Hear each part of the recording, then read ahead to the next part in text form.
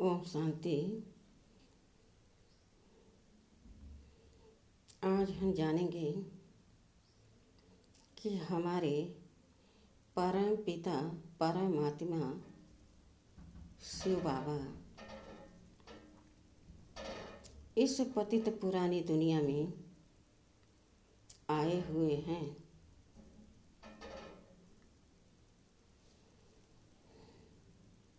इस घने कांटे के जंगल में हम आत्माएं फंसकर रह गए हैं।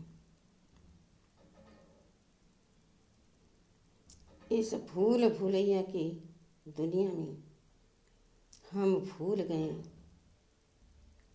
कि हम कौन हैं, हमारा पिता कौन है, हमारा घर कहाँ है और हम यहाँ किस लिए आए थे। अब घर जाना है तो किस रास्ते से हम अपने घर में जाएं, अपने देश में जाएं।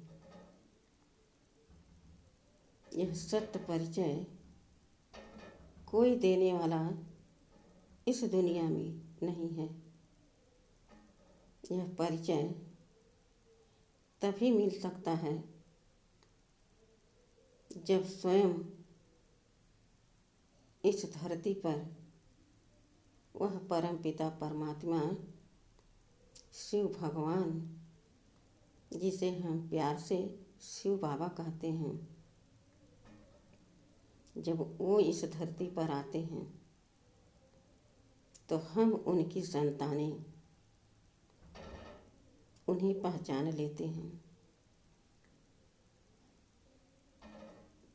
और उनकी श्रीमत पर चलने का हम संकल्प करते हैं। बाबा ने हमें परिचय दिया, बच्चे तुम आत्मा हो, एक चमकती ज्योति हो और मैं भी एक आत्मा हूँ। मुझे परम आत्मा कहा जाता है इसलिए कि मेरे ऊपर और कोई नहीं।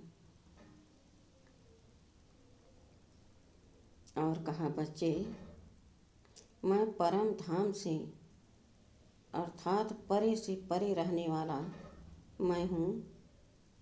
मेरे देश से ऊपर कोई देश नहीं, मैं वहाँ का रहवासी हूँ और अपने बच्चों को फिर से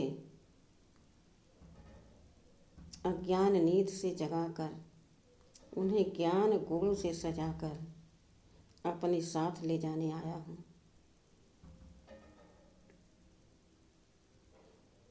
जब यह परिचय हमें मिला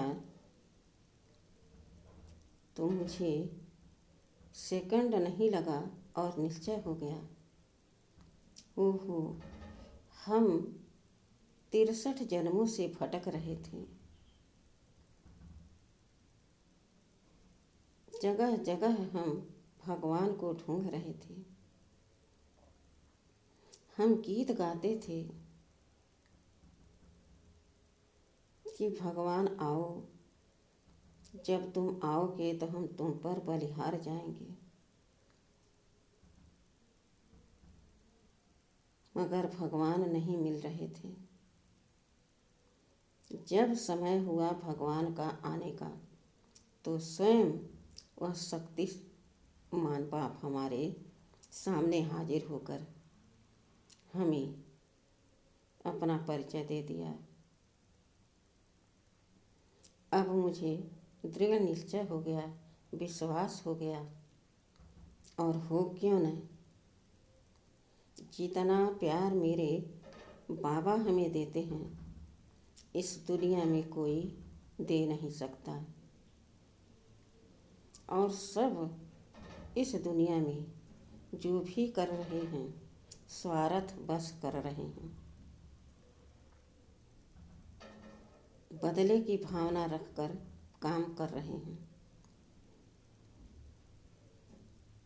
हमारे परम पिता परमात्मा निस्वार्थ भाव से हमारे उद्धार के लिए यहाँ पर आए हुए हैं। और कह रहे हैं, बच्चे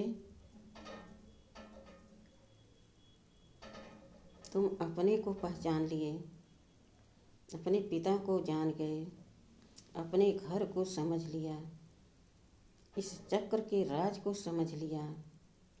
अब तुम्हें मैं 7 दिन का कोर्स कराता हूँ,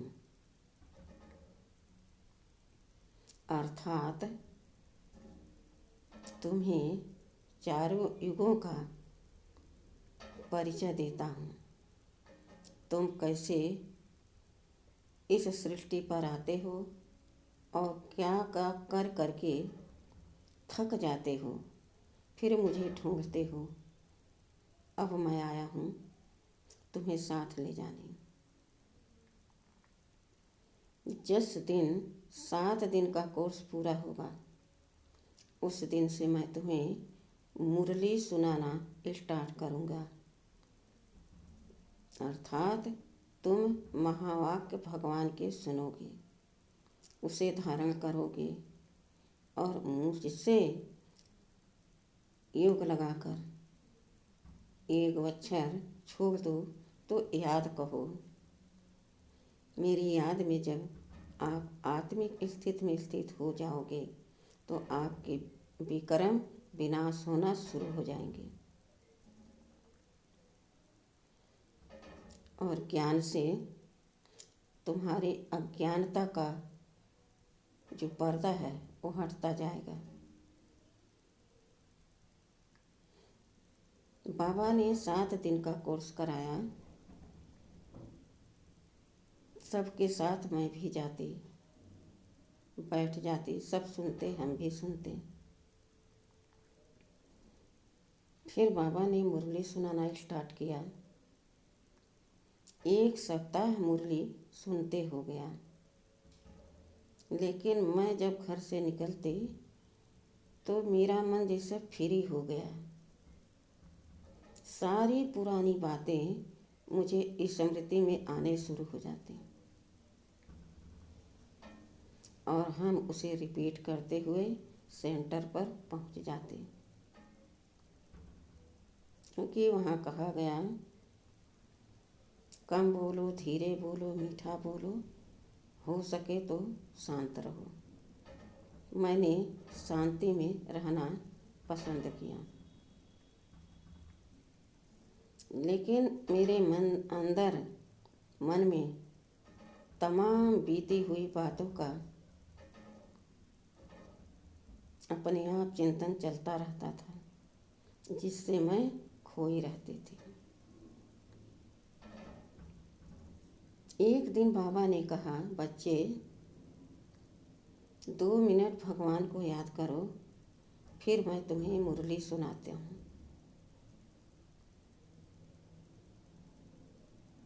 फिर बाबा ने कहा, बच्चे जब आप शांति में बैठते हो तो चुपचाप बैठ नहीं जाना है, तुम्हें विचार सागर मंथन करना है। मैं कहाँ से आया हूँ, किस लिए आया हूँ, कहाँ का रहने वाला हूँ, फिर कहाँ जाना है, कहाँ मेरा घर है, कौन मेरा पिता है, यह चिंतन करना चाहिए। इससे आपकी सोई हुई शक्तियाँ जागृत होंगी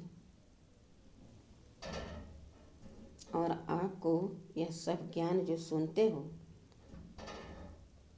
तो देर नहीं लगेगी, धारणा होती जाएगी।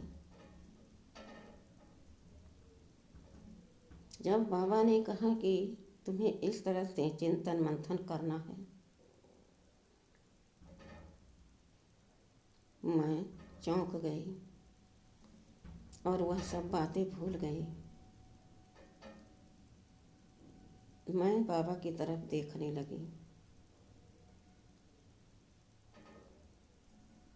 फिर बाबा ने मुरली सुनाना शुरू किया।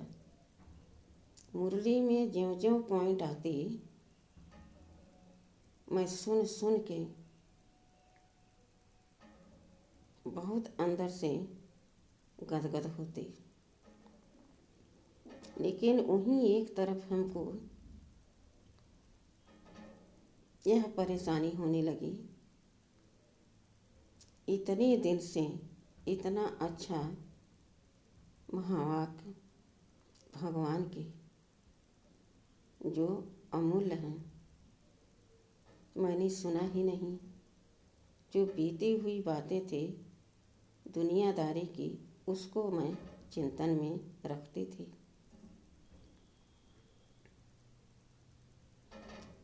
अब मैं अगर किसी से पूछूं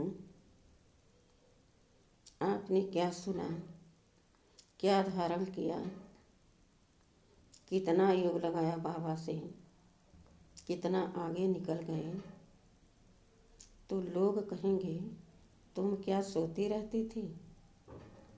तो हम क्या जवाब देंगे। मुझे अपनी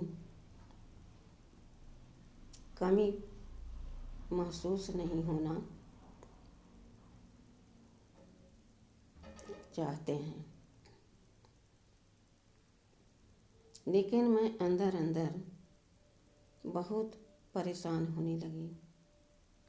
जैसे एक धक से मेरा जीवन ही बदल गया। सारी दुनिया की बातें हम भूल गए। बस एक स्मृति में रह गया कि मैंने तो इतना समय गंवा दिया।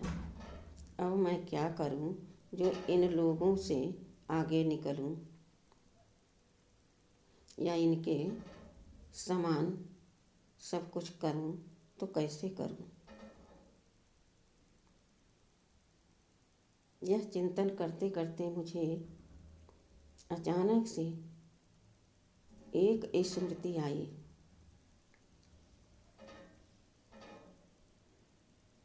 कि मैं इस हाड़ मांस के पुतले के तन को यहीं पर छोड़कर इस देह से उपराम होकर इस देह का भान तजकर फरिश्ता रूप रचकर मैं आत्मा जाती हूँ अंतरिक्ष में।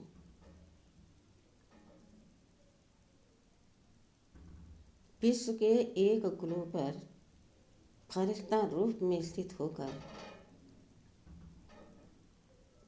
अपने मीठे बाबा का आवाहन करने लगी। मैं अपने बाबा से विनती करने लगी,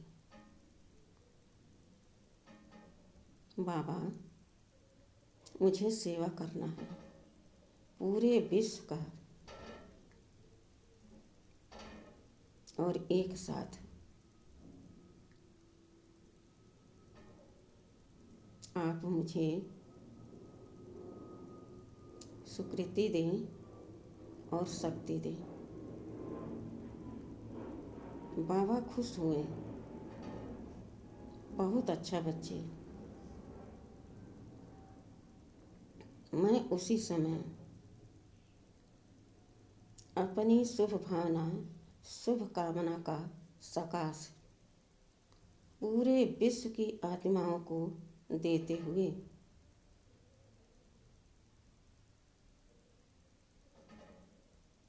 मैं आत्मा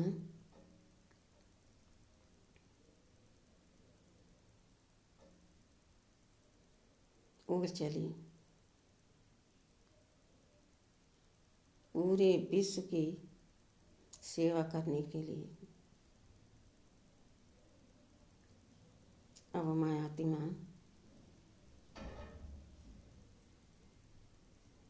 जितनी भी विश्व में आत्माएं हैं, सुख, शांति, आनंद, प्रेम, शक्ति, खुशी का खजाना बाबा से मैंने भरा और अपनी शुभ भावना, शुभ कामना के साथ विश्व के कोने कोने में अज्ञान नींद में सोई हुई आत्माओं को मैं अपनी मन बुद्धि से यह ज्ञान का खजाना देना शुरू कर दिया।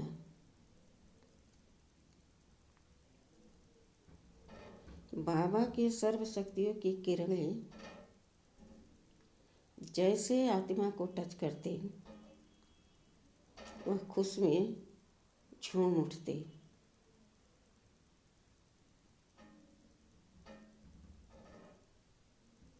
और बाबा का शुक्रिया करना शुरू कर देती।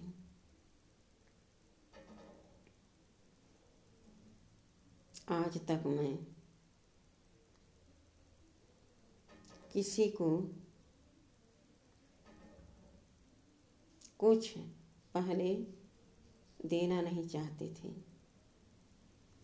हमेशा यही संकल्प रहता कि पहले सामने वाला हमसे बोले, तब हम उससे बात करें।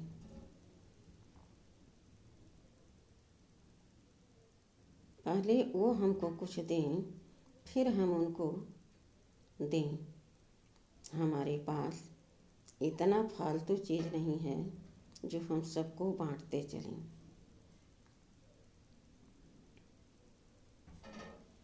यहाँ तक कि कोई दर्द में होता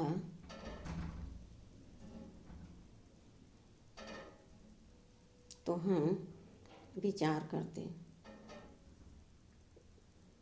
देखो कितने दर्द में हैं, फूट फूट करके रो रहे हैं।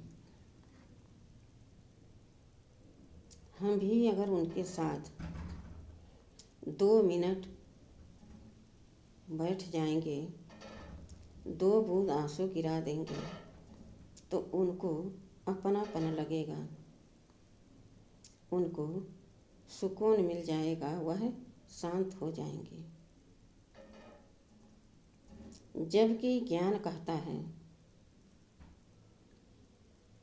कि रोते हुए को हंसा देना बहुत बड़ी कला है। ऐसे भी कहते हैं, आप तो वो हो जो हंसते हुए रोते हुए को हंसा देते हो।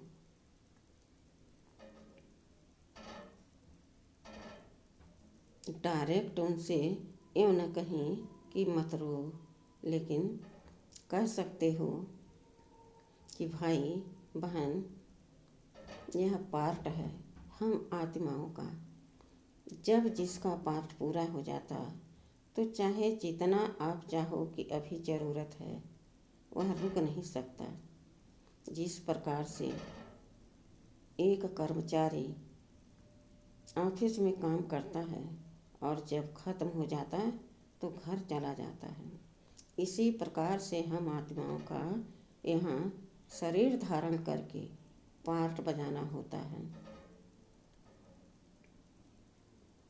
दूसरे तरफ देखो, एक व्यक्ति 4 के बीच में बैठा हुआ है, खूब हंस हंस करके बात कर रहा है और सब खुश हैं उसकी बात पर। एक व्यक्ति दूर से आ रहा है, वहाँ से उसको टोंट भरे शब्द बोलते आ रहा है। पास में आकर 2-4 शब्द और मसाले में लगा करके बोल दिया, जिससे सुनते सुनते उस आत्मा के धैर्य एकदम टूट गए। सर झुकाए झुकाए उदास होते होते उसके आँखों में आंसू आ गया। वह रोने लगा। उस जगह पर सन्नाटा छा गया। तब किसी ने कहा, यह आपने अच्छा नहीं किया। इतने लोगों को वह हंसा रहे थे, खुद खुश थे, आपने उनको रुला दिया। आपको इसका बहुत बड़ा पाप लगेगा। और पहले पल में क्या कहा, आप में बहुत अच्छी कला है जो रोते हुए को हंसा दिया, आप बहुत पुण्य कमाओगे। तो हमें क्या करना चाहिए, जहाँ तक हो सके किसी को दुख ना दो ना लो। इसके लिए भगवान की शक्ति चाहिए, भगवान का साथ चाहिए। और वह तब मिलेंगे जब चारों ओर से अपनी बुद्धि को हम हटाकर एक परमात्मा में लगाएंगे। तब हमारी बुद्धि एकाग्र होगी और हम विजय प्राप्त करेंगे अपने विकारों पर।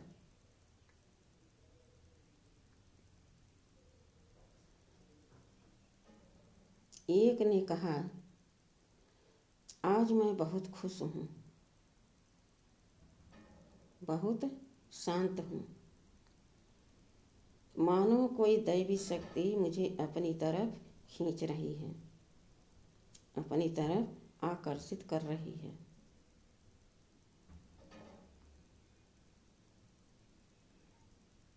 मानो कोई शुभ कार्य कहीं हो रहा है, कहाँ पर हो रहा है यह महसूस नहीं हो रहा है। भगवान का बहुत बहुत शुक्रिया जो हमें सुख शांति प्रदान किए हैं। दूसरे ने कहा,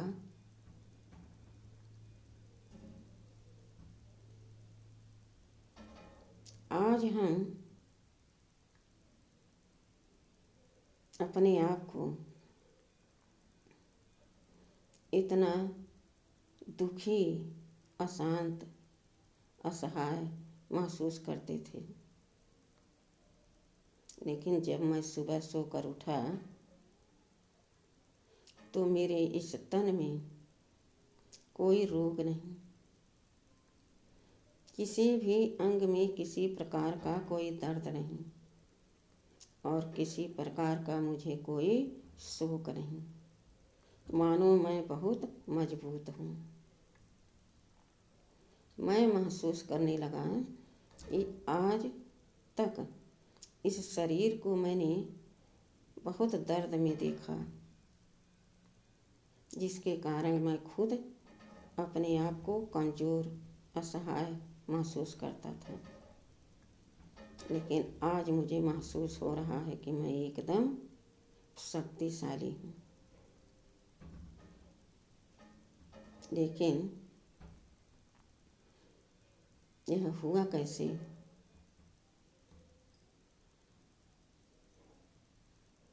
हमारे शुभ भावना, शुभ कामना का जो सकाश पूरे विश्व में फैल रहा था, उसका असर उस आत्मा पर पड़ा।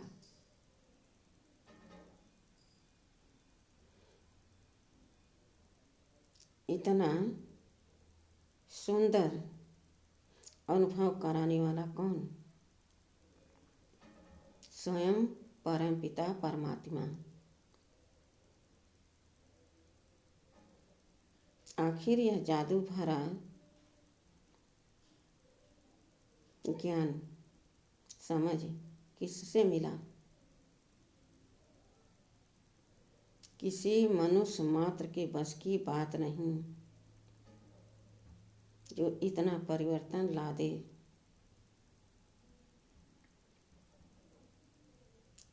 किसी ने कहा, आज मैं एकदम भरपूर हूँ, एकदम भरपूर हूँ। जिस प्रकार से चंद्रमा पूर्णमासी के दिन एकदम गोल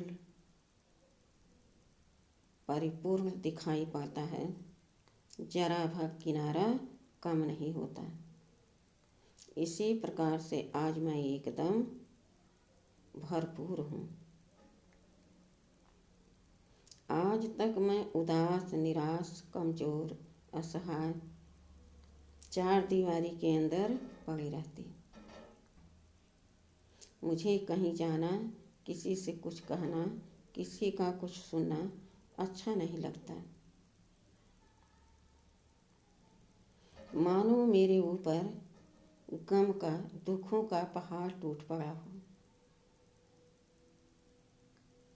जब आज मैं सोकर जगा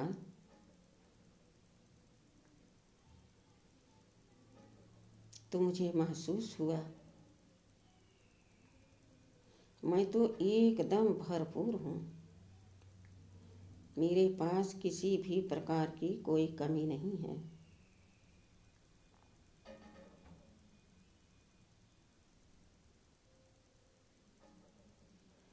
मैं आत्मा अपने आप से बातें करने लगा।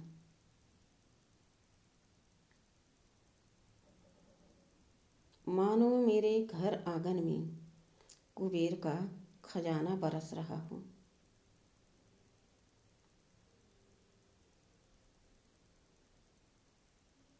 मैं भूल गई कि कभी मैं अभाव में रहती थी।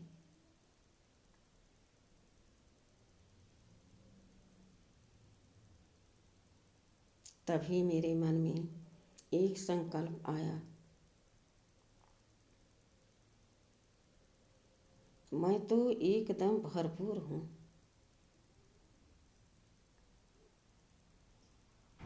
अब मैं किस प्रकार से भगवान का शुक्रिया करूं।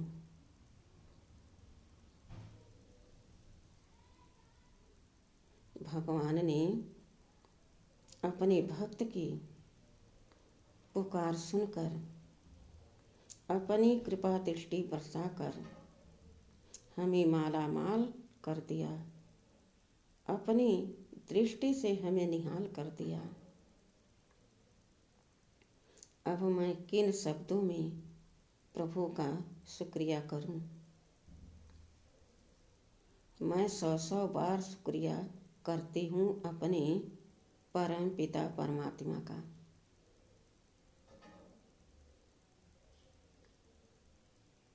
ओम शांति।